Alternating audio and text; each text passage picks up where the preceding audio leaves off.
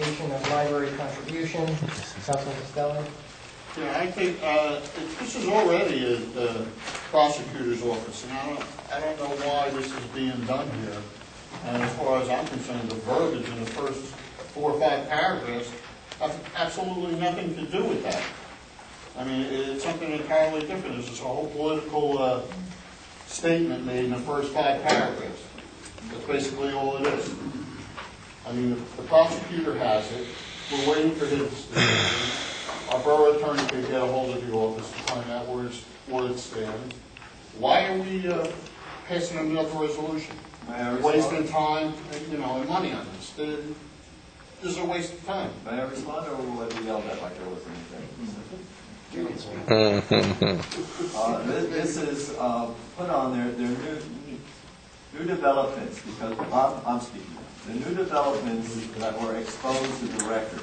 I have it in my hand. The record stated new developments on this ongoing problem here, and it's in the prosecutor's office, but no action has been taken. This resolution will push it forward, and there are new things, there are new questions that have to be asked. Money's involved here. I have the money trail right here in front of me, with dates involved, people involved. So this is a resolution that should be presented to the prosecutor and let him get on the ball. How long has it been? How long has it been pending? Yes. I just have a question. I'm just wondering. That's okay. The only question I have is you have here, and I guess it's you have a $30,000 expense for the 09-10 budget. What is that for? I believe, Warren, is this correct? I asked Linda to check these figures before it was presented. Yeah, go ahead. For the costs that we're incurring from the what are the costs? It's everything that's been spelled out in the responding to the investigation from Trump. All right. As far as I know, it's a demand for documents. What was the money? When did we pay what? It says we already paid $13,000. What was that for? That's all detailed in the bills. It was what bills? They were Borough attorney bills. Borough attorney bills. So we paid that much money for borough attorney bills. For documents that we have a clerk, deputy clerk, we had an administrator, deputy administrator. I talked to the former borough attorney, and these bills, as far as he's concerned, would not have been charged to the town had he still been the borough attorney. So, let me ask you something. This isn't a litigation. These are documents that need to be gone through from the clerk's office, correct, Marty? Certainly in the clerk's office, yes. These have been done in-house from what I understand. Why do we need an attorney to look at the articles that were sent out? I mean, we have an attorney representing the borough in the submission of this investigation. I saw one bill for, I think it was $1,050 for $100 an hour for things pertaining to this problem. Why are we paying that money for some of the documents to send? This is something that is trying to protect the interests of the borough. Based on the guidance of our borough employees will be taking care of these copies. We don't need an attorney to run a Xerox copy. Nevertheless, we've been charged for this. No, could you elaborate? On this? I just saw what's in your bills.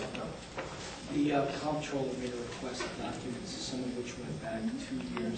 We can't hear. Nobody can hear you, gentlemen. Use your microphones. A request was made by the comptroller's office for documents going back 2 years for one set of documents and going back approximately almost 8 to 9 years for another set of documents.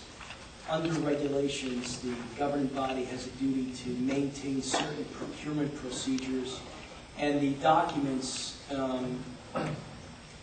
that were requested were set up into about 6 or 7 categories. I met with Marty Gobo and his staff, and it was decided, and I want to speak for Marty, that because of the voluminous nature of the request and because of the fact that it was coming from the comptroller's office, in order to be sure that we appropriately respond and don't cause the comptroller to make further inquiries and cause the borough to incur further time and expense in providing these documents, that I would be involved. I prepared the responsive letter for Marty. Marty reviewed that letter. I gave Marty the chance to make revisions to it. Marty, am I right about that? That I prepared the response for you? Yeah, I think it actually came from Mr. Bull. Yeah, I saw a letter from John Baldino, but that was a $13,000 letter? No, that wasn't a $13,000 letter. The legal fees that were billed included the subpoena from the U.S. Attorney's Office for documents relating to certain issues arising from and relating to the current investigation. And under that same bill, there were requests for documents from the comptroller, which I want to say were approximately 8,000 to 10,000 documents. Our office reviewed those documents to be sure that we understood where the borough, if anywhere, was exposed based on current regulations and statutes. So when we produced them, we knew what the comptroller was going to come back and say with respect to those documents that we produced. The documents that were requested, and all this public information, had to do with the procurement processes, mechanisms by which we... From what I understand, that's right. Linda told Marty that she had found that document. Which document? The procurement policy, and then, from what I understand, it was RFQs, which were in the clerk's office. Well, the RFQs were easy. The more difficult ones were, they asked for any and all documents that related to procurement. Now, that meant that any resolution by which we procured something had to be reviewed. So this was prepared for us, and we wanted to be sure that we provided all the documents that were requested so that neither the governing body nor the borough would later on be chastised by the comptroller for not providing documents for which they were aware of, which they believed we should have provided to them in the first place. The legal fees associated with responding to the U.S. Attorney's subpoena and the comptroller's request was approximately $8,900 to $9,000, which took about 2 to 3 weeks to comply. We sent them down in 2 sets of documents. The copying costs, most of the copying costs we sent to an outside copying company, so those weren't our bills, those were outside bills. The other thing that we did was we had to bait stamp those documents. And what bait stamping means is there was about 6 categories, and for each category, we identified it as category A, 1 through 4,000 documents, category B, 1 through 3,000 documents, so that when the comptroller comes up and meets with us, which we expect that they may do, and they refer to certain documents and why we did what we did or why we didn't do what we were supposed to do, and I'm not suggesting that we didn't do what we were supposed to do, we would be able to easily refer to those documents. So that was done so that we could track the documents that were produced based on the comptroller's. Pages were numbered, in other words. Yeah, they were numbered, but it's done through an outside copying agency. My firm only did the smaller productions. Yeah, okay, so all this verbiage in here, what does this have to do with the donation that was made to the library? And then the statement asking the prosecutor's office to resume investigation. I mean, how do you know they stopped? I mean, you're going by a newspaper. I guess we should run the town on the Bergen Record. I mean, I can't fathom this. It's in their office. They're looking at it. How could you say resume it? You know that they stopped looking at it? The new facts have been They're still the same facts. No, they're not. No, they're not. There's There's additional information and a lot of questions begging here. So this is what this resolution is about. It's costing us money. They're all connected. It's all connected here. Let's vote on it. Let's vote on it. I think a roll call is appropriate. That might be a good idea. What would you do in there? Excuse me, because you can't think for yourself, Joe. So we're just going to put... Another insult? No, just the facts. Just the facts. Listen, I teach businessmen, stuff.